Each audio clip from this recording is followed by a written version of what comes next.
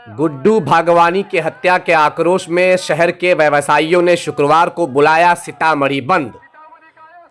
सैकड़ों के तादाद में सड़क पर उतरे व्यवसायी संघ के लोग।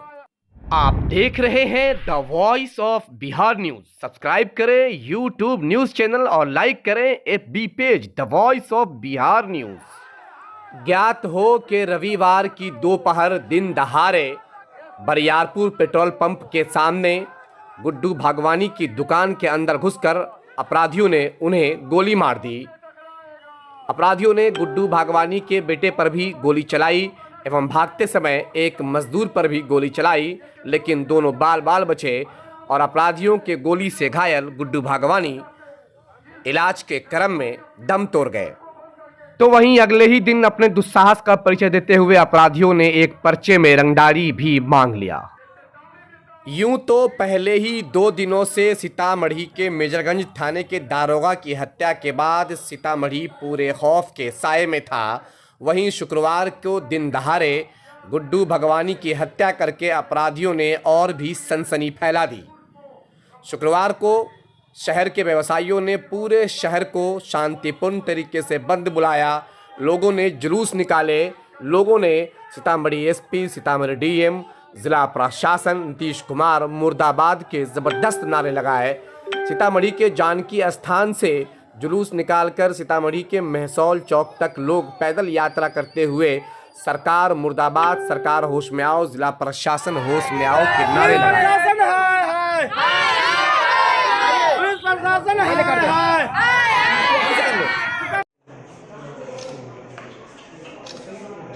ये उन्हीं गुड्डू भागवानी का मृत शरीर है जो डॉक्टर साहब के इलाज से पहले ही दम तोड़ गया। फायर किए और उसके बाद मोटरसाइकिल से भागे,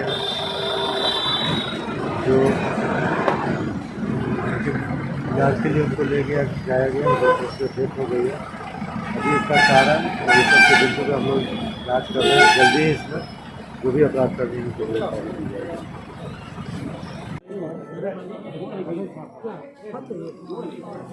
कफन से लिपटा ये शरीर रविवार को अपराधियों द्वारा गोली चलाकर हत्या किए जाने के बाद गुड्डू भागवानी का है, जिसे शुक्रवार को लोग कांधे पर लेकर अंतिम यात्रा के लिए निकलने वाले हैं और सामने खड़ी हैं हजारों नम आंखें जिन आंखों से आंसू बह रहे हैं।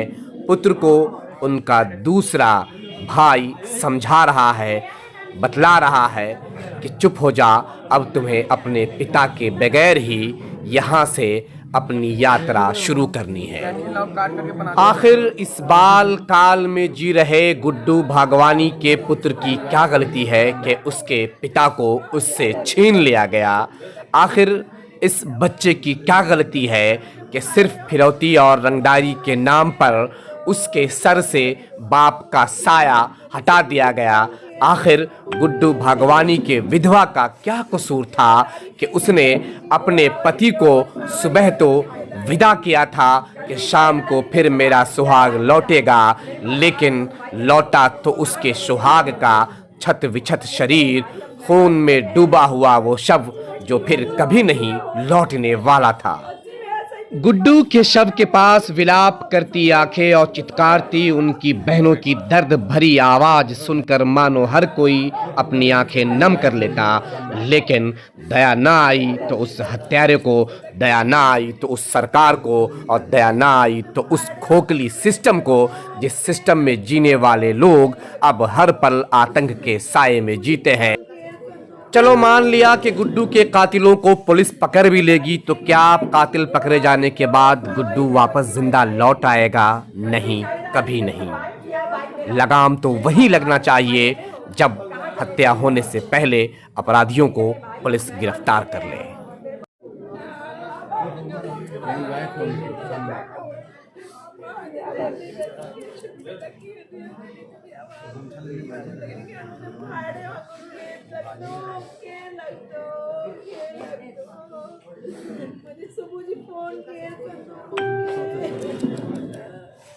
जिम्मेदारी चाहिए डैडी जी दिखावई पे और दिखावई पे वो जिम्मेदारी बहुत ज़्यादा बढ़ गया है। जोर से बोलिए। अब हम लोग जो हैं उन्हीं लोगों को पैसा दे और जिंदा रहे हम लोग, नहीं तो नहीं देने पर मारे जाएंगे। पुलिस कुछ करती नहीं है, पुलिस कुछ भी नहीं कर पा रही। नहीं देता है सरकार जो है कुछ भी दे, इस पर ध्यान नियंत्रण नहीं है पुलिस पर। अभी नई सरकार आई थी, नए डीजीपी बने थे, क्या उम्मीद थी इनसे? उनसे उम्मीद थी कि भाई बहुत अच्छा होगा, कम से कम क्राइम कंट्रोल होगा। यहाँ तो एक दिन में 9 लोगों को गोलियां लग रही हैं, एक दिन में। क्या क्राइम कंट्रोल है? मेरा छोटा भाई चला गया। क्या कोई रंगदारी भरे पर्चे भी आए हैं क्या? पर्चे नहीं आए, आज सुबह में पर्चा सुनते हैं वहाँ पर छोड़ा है दुकान पे। सोशल मीडिया में चल रही है, सोशल मीडिया में ना इतनी हिम्मत देखिए, कल मारा, आज सुबह को वहाँ पर पर्चा छोड़ के आए। अब कैसे रहेंगे व्यवसायी समाज के लोग? लोग को देके तब जिंदा रहिए। पुलिस पर तो भरोसा नहीं है। अब सरकार को न टैक्स देना है, क्या है पुलिस पर भरोसा किया? गुंडा को टैक्स देना है ना, बस यही सरकार करिए। को कोई टैक्स नहीं देना है। सरकार को कोई टैक्स नहीं देकर अब गुंडा को टैक्स दिया जाएगा, लोग सुरक्षित रहेगा, अपना बिजनेस चलाएगा। सरकार निकम्मा हो गई है, सरकार कुछ कर नहीं रही है। अब गुंडे को ही टैक्स देके अपना बिजनेस चलाएगा, कारोबार चलाएगा, बाल बच्चा को भरण पोषण करेगा। अब गुंडे को टैक्स देना है, सरकार को कोई टैक्स नहीं देनी है। सब बिजनेसमैन रोज मर रहे हैं। इतने मायूस हो गए हैं? बहुत सारे शहर मायूस है, यहाँ के सारे शहर के लोग पब्लिक मायूस है, यहाँ बिजनेसमैन सब मायूस है। एकदम साफ, एकदम निकम्मा सरकार हो गई है। न प्रशासन की इजाजत देती है, न ऑर्डर देती है, न प्रशासन को मारने का कोई छूट दिए हुआ है। सरकार ऑर्डर देवे। अभी तो बहुत दर्दनाक हादसा हुआ है सर। ये आज मेरे साथ हुआ, कल और किसी के साथ होगा, परसों और किसी के साथ होगा। बहुत ज्यादा निंदा किया गया सर, उतनी कम है सर। क्या लगता है क्यों सरकार फेल हो रही है, क्यों प्रशासन फेल हो रही है? हर सरकार पे की हुई है, हर सरकार पे की हुई है। नई सरकार बनी थी, बहुत सारी उम्मीदें रही होंगी। कोई कुछ भी नहीं कर पाई सरकार, न कुछ किया है, न करेगी, न कर पाएगी सर। आज मेरा भाई गया, कल किसी और को भाई जाएगा, परसों और किसी का भाई जाएगा। सब तो दारू बेच के पैसा कमाने में लगे पड़े हैं।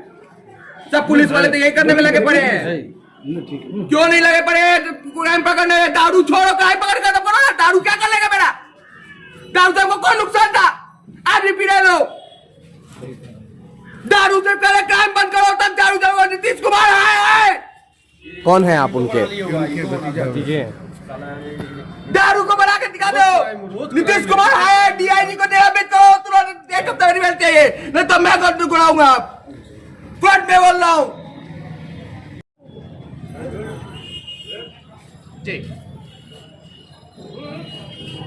सीतामढ़ी में ये जो लगातार जो घटनाएं हो रही हैं, ये जैसे कि कहीं पर हम लोग सुनते थे कि बड़े महानगरों में सीरियल ब्लास्ट हो रहा है, उस प्रकार यहाँ पर सीरियल किलिंग हो रही है। और हर दिन कोई भी दिन ऐसा बचा नहीं है जिस दिन हत्या नहीं हो रही।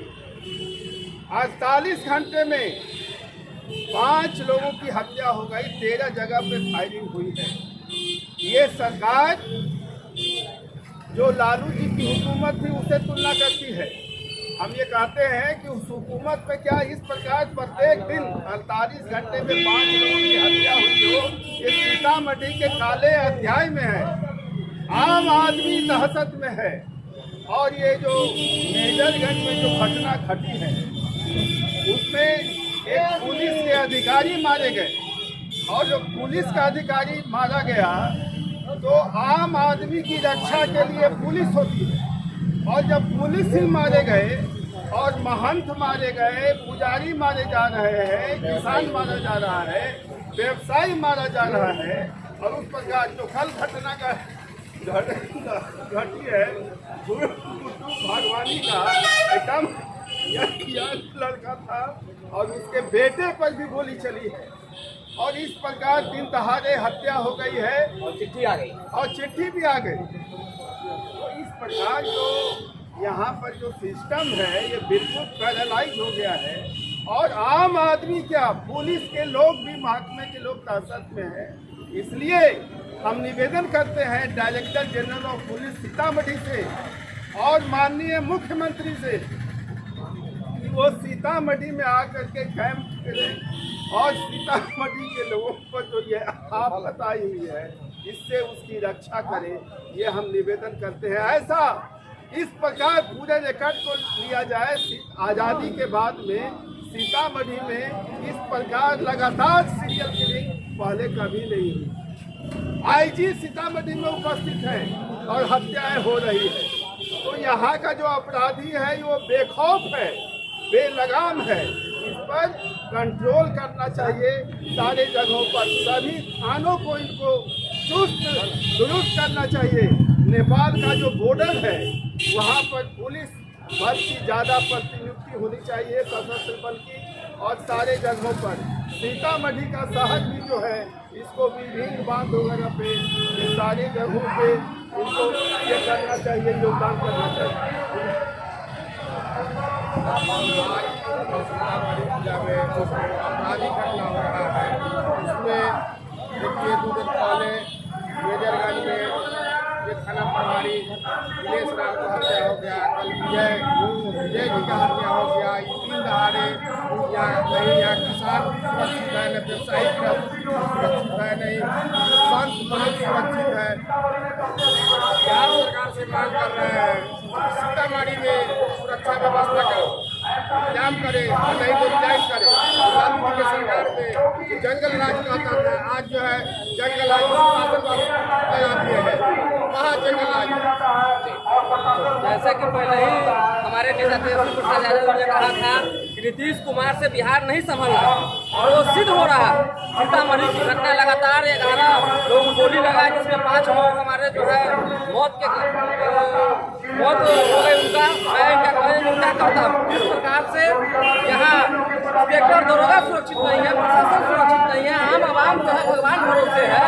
नीतीश कुमार जी अपने कुर्सी के लिए सिर्फ कुर्सी पर ध्यान दे रहे हैं। बिहार के जो अभी क्राइम बढ़ा हुआ है वो सबसे ज्यादा है, पूरे भारत में सबसे ज्यादा क्राइम बिहार में है। और सीतामढ़ी की जो घटना है बहुत ही निंदनीय घटना है। मैं उसे काफी निंदा करता हूँ, नीतीश कुमार से इस्तीफे की मांग करता हूँ।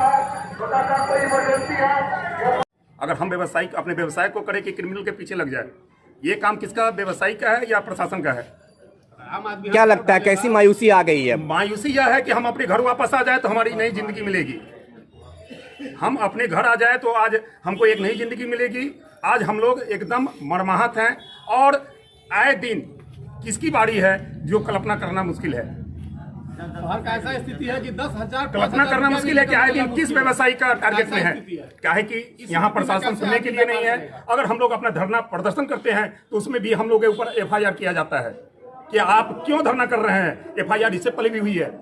हम व्यवसायी पर एक भी चौकीदार रैंक का भी आदमी प्रशासन नहीं आया है पूछने कि आपके साथ क्या हुआ है। आप लोगों के घर आवास पे घर पे कोई नहीं आया अभी तक? कोई गार्ड? न जनप्रतिनिधि और न ही प्रशासन। किसके भरोसे? मां जानकी के भरोसे कि अपने आप को सुरक्षित महसूस करे। आज सीतामढ़ी में जो ये घटना हो रही है, सीतामढ़ी में आम आदमी सुरक्षित नहीं है ये मान लिया जाए, लेकिन पुलिस की भी हत्या हो रही है। आखिर किस तरह की पुलिसिंग हो रही है? आज सीतामढ़ी में पुलिस के ऊपर सवालिया निशान ये है कि DIG IG खुद यहाँ कैंप कर रहे हैं और 6 हत्याएं हो रही है।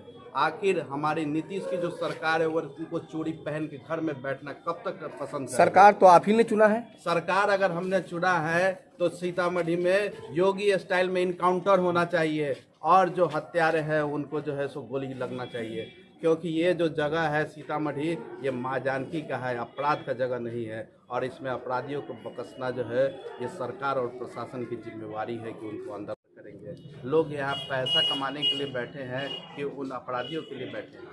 आज ये सोचना चाहिए यहाँ के लोगों को कि आज कोई भी दुकानदार मरता है तो एक दिन दुकान बंद करते हैं, अगले दिन फिर से अपनी दुकान चलाते हैं। आखिर ये क्या हो रहा है इस सीतामढ़ी में? और हमारे जो प्रशासन है इनको सोचना चाहिए। हमारे सीतामढ़ी के SP है, उनके साथ उनके पुलिस की हत्या हो रही है, इनके ऊपर एक बड़ा सवालिया निशान है।